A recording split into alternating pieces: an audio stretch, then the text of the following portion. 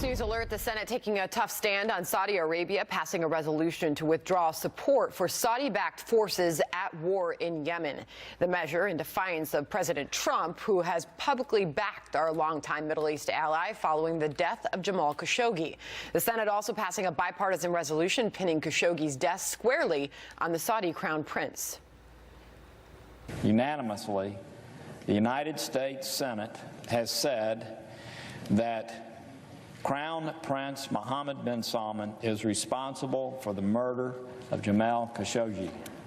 That is a strong statement. I think it speaks to the values that we hold dear. It is unclear if these measures will go to the House. You pleaded guilty to lying to Congress. Yes. So why should we believe you now? Because the special counsel stated emphatically that the information that I gave to them was credible and helpful. There's a substantial amount of information that they possess that corroborates the fact that I am telling the truth. So you're done with the lying? I am done with the lying. I am done being loyal to President Trump. So that aired for the first time about 2 hours ago. The former attorney for the president addressing the attacks on his credibility. Michael Cohen's first comments publicly since he was sentenced to 3 years in jail for lying, among other crimes. Ellen Dershowitz was here to analyze. He wrote the book, The Case Against Impeaching Trump. And, sir, it's great to have you back here. First, just from initial reaction, what did you think of the Cohen interview today, sir?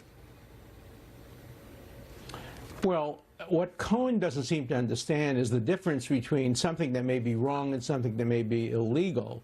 Reasonable people could disagree about whether it's wrong to pay hush money to somebody to stop them from, disclosing alleged impropriety sexually.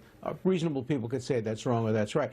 It's not illegal. A presidential candidate under the law could spend $1 billion of his own money to do anything in the campaign. For example, if a presidential candidate took cash, literally cash, and went and paid one of these women and said, I'm paying you not to disclose what happened, and I'm doing it in order to help myself be elected president, that would not be a crime. A president's entitled to make campaign contributions to his own campaign.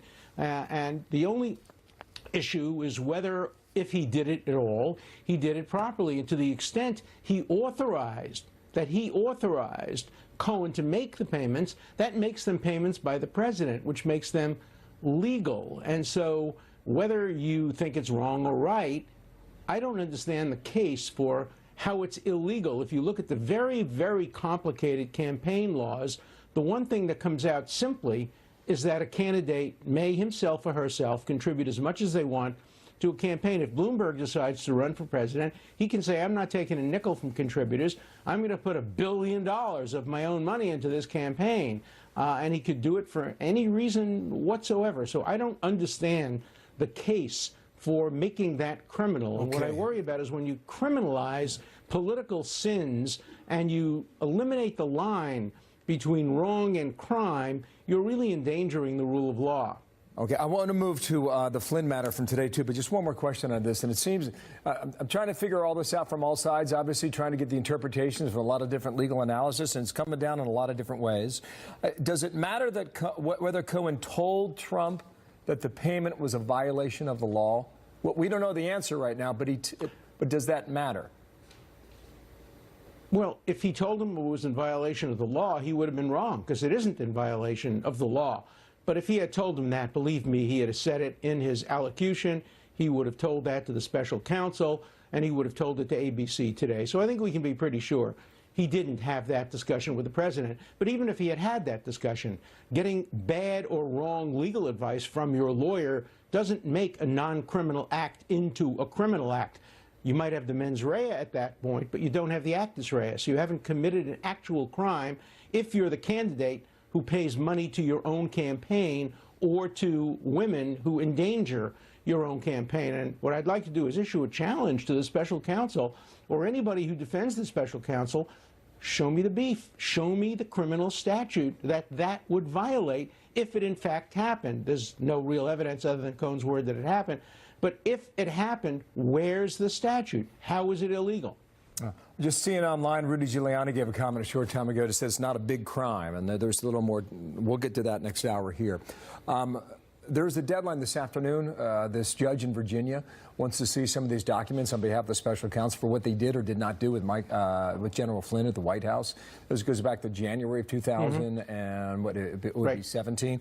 James Comey, in this interview earlier in the week, I thought this was interesting. I want to play it for you and tell us what you think is important about later today. Watch here. I sent them.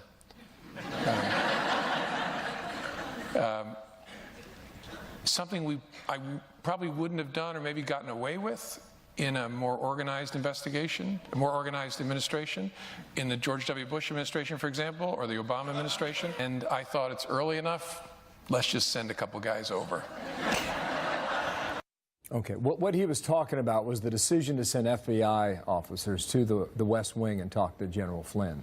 The case is being made that Flynn was entrapped with that interview. Based on what you know about it, is that possible? Is that a fair defense? What comes of that? Well, first, on the day that Flynn was charged, I said he was not guilty, that he should plead not guilty, he'd win this case. I said that way, way back then. And here you have Comey basically saying we're sending these guys in to give him an opportunity to commit a perjury. We're going to tell him this is a relaxed conversation, you don't need a lawyer here. And they knew the facts. So it was an utterly improper use of FBI agents. If it had been in front of the grand jury, it would be improper too. Grand jury and FBI agents are supposed to have interviews to find out things they don't know. They're not supposed to have interviews in order to ask somebody about something they know the answer to in an effort to try to spring a perjury trap on him. This is the classic perjury trap. And it's a trap that I think all Americans who care about civil liberties and who care about controlling prosecutors ought to be deeply, deeply concerned about. This is the most unfair use of the FBI, of prosecutorial tactics. Remember, one of the FBI agents who went to the meeting was Strzok, who was committed to bringing down Trump. This is impropriety, and I hope the judge sees it that way.